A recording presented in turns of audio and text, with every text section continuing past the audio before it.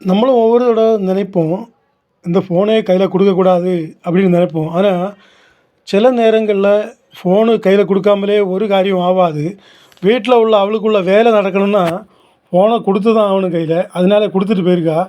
ஆனா, அந்த குடுக்க அவ்வளோ நேரம் ஒரு தொந்தரவுமே இருக்காது. தட்டி தட்டி அவன் பாட்டுக்கு பார்த்துட்டே இருப்பான். 3 வயசான பிள்ளைக்கே இவ்வளோ ஒரு விஷயம்னா, அந்த ஃபோன்ல எவ்வளோ பிள்ளைகள் மூழ்கி இருக்குன்னு சொல்லிட்டு நம்ம முதல்ல மனசிலாக்கணும். இப்போ இத வாங்கியாச்சுன்னா வீல்னு கத்திருவான். அதனால என்னால வாங்க முடியாது. கஷ்டம். வேலைய முடிச்சுட்டு வந்தவரை அவ வாங்கிருவா. ஏன்னா, அழுதா என்னால சமாதானப்படுத்த முடியாது. அவ தான் வந்து சமாதானப்படுத்தணும். அதனால ரொம்ப கஷ்டம். இவன சமாதானப்படுத்துறது பெரிய ஒரு விஷயம். இருந்தாலும் நம்ம என்ன ரியாக்ஷன் சொல்லிட்டு ஒண்ணு பார்ப்போமா, ஃபோன எடுத்து பார்ப்போமா, என்ன ரியாக்ஷன் காட்டியான்னு. அப்படியே பார்த்துருவோம். இவன் ஃபோன எடுத்தா அவனோட கண்டிஷன் என்னன்னு.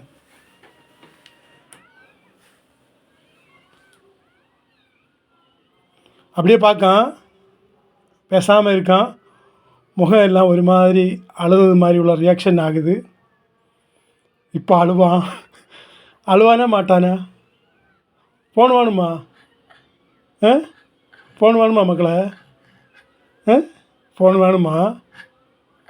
ஃபோன் வேணுமா செல்லக்குட்டிக்கு? ஒரு 5 மினிட் பார்த்துட்டு தரணும்.